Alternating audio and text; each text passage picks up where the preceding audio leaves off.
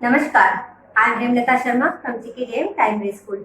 आज हम सामाजिक विज्ञान में क्लास 4 का धरती के उपहार के बारे में जानेंगे। तो चलो बच्चों, पाठ शुरू करते हैं। धरती धरती एक ऐसी जगह है जहाँ हम रह सकते हैं। ये सभी प्राणियों का घर है। यह ब्रह्मांड का सुंदर रचना है।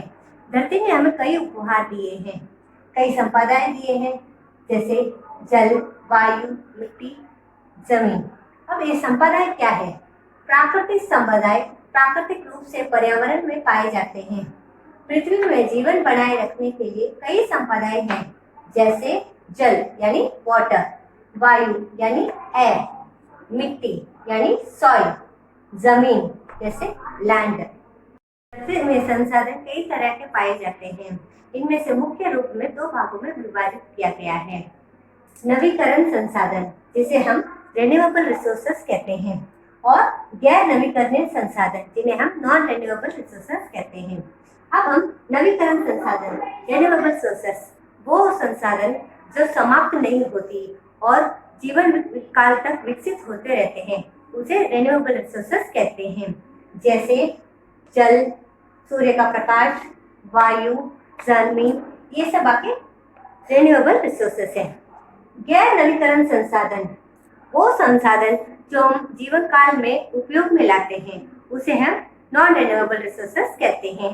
जैसे पेट्रोल, कोयला, खनिज पदार्थ, सोना और कॉपर, ये सब नॉन रिन्यूएबल रिसोर्सेस है। पृथ्वी पर जीवन बनाए रखने के लिए कई संपदाएं हैं, जैसे जलमंडल, वायुमंडल, मिट्टी और जमीन। तो बच्चों, अभी हम जलमंडल के बारे में जानेंगे। पृथ्वी में जो भाग जल से, पानी से घिरा हुआ होता है, उसे हम जलमंडल कहते हैं। जैसे समुद्र, नदी, तालाब आदि सम्मिलित है। हमारे पृथ्वी पर 71% पानी है, जिसमें से खाली 1% फ्रेश वाटर है। ये फ्रेश वाटर हमें वर्षा के रूप में मिलता है। वर्षा ही हमारा मेन सोर्स ऑफ वाटर है, इसलिए पानी कभी भी वेस्ट नहीं करना चाहिए। जल बचाना चाहिए, और ताकि अपना जीवन बनाए रहे। हमारे जीवन पानी बचाने के लिए हमने कई टेक्नोलॉजी यूज की है, जिसमें से इम्पोर्टेंट है रेन वाटर हार्वेस्टिंग। इस टेक्नोलॉजी में वर्षा का पानी वेस्ट नहीं होता। नेक्स्ट हम जानेंगे वायुमंडल। वायु अथवा गैस, जो हमारे पूरे पृथ्वी को कंबल के समान ढके हुए रहती है, उसे हम वायुमंडल कहते हैं। हमारे पृथ्वी पर जीवन पर समानता बनाए रखने के लिए गैस से भरी हुई रहती है। ये कई तरह के गैसेस होते हैं, जैसे ऑक्सीजन, कार्बन डाइऑक्साइड, नाइट्रोजन आदि। हम ऑक्सीजन इनहेल करते हैं और कार्बन डाइऑक्साइड को एक्सहेल करते हैं। वही पेड़ पौधे कार्बन डाइऑक्साइड को इनहेल करते हैं और ऑक्सीजन को एक्सहेल करते हैं। तो हमें एनवायरनमेंट को शुद्ध रखना चाहिए, इसे प्रदूषित नहीं करना चाहिए, ताकि हमें शुद्ध हवा मिले और हम शांति से सांस ले सकें। वायु प्रदूषण को कैसे रोकें? कारखानों की चिमनियों में फिल्टर का उपयोग करना चाहिए, और जहां ऊंचाई अधिक हो उधर चिमनियों को रखना चाहिए। अधिक वृक्षारोपण करना चाहिए। अधिक धुआं देने वाले स्वचालिता पर प्रतिबंध लगा देना चाहिए। सरकार द्वारा कानून बनाकर उसका उल्लंघन करने वालों पर कड़ी कार्रवाई करनी चाहिए। धूम्रपान पर नियंत्रण लगा देना चाहिए। इस तरह हम वायु प्रदूषण पर नियंत्रण ला सकते हैं।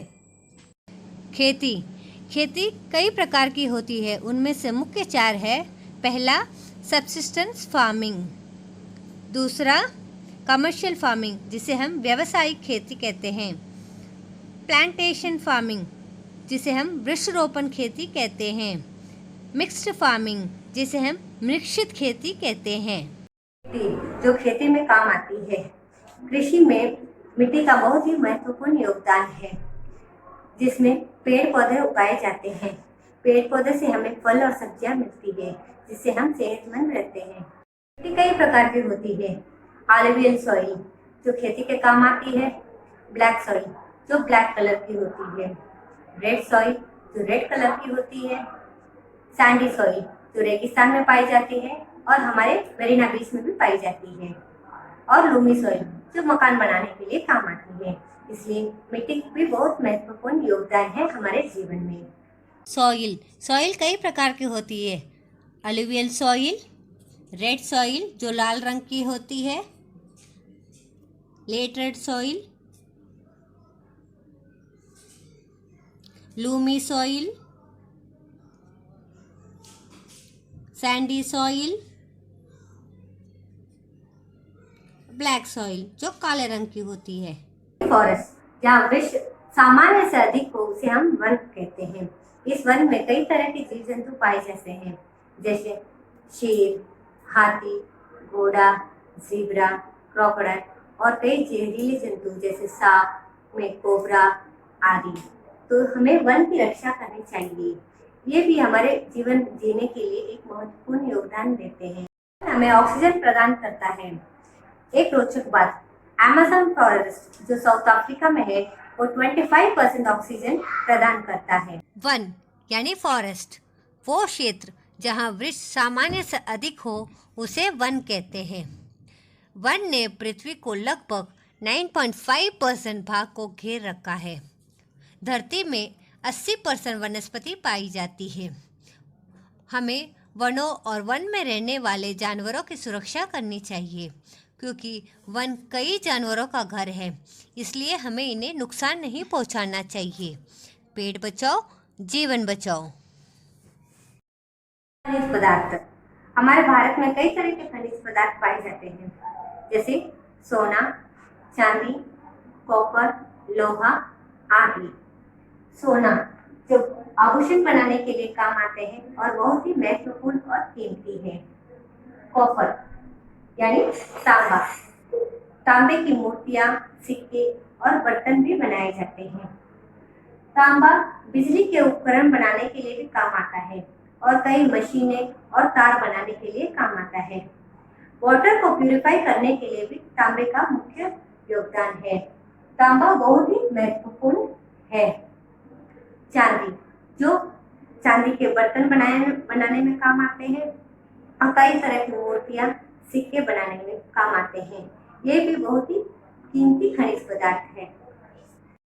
अभी हम एक छोटा सा रिकैप देखते हैं, जिसमें हमने धरती के कई उपभाग के बारे में जाना, जैसे जलमंडल, वायुमंडल, मिट्टी, जमीन, वन और संसाधन, जो नवीकरण संसाधन, गैर नवीकरण संसाधन के बारे में जाना। तो बच्चों,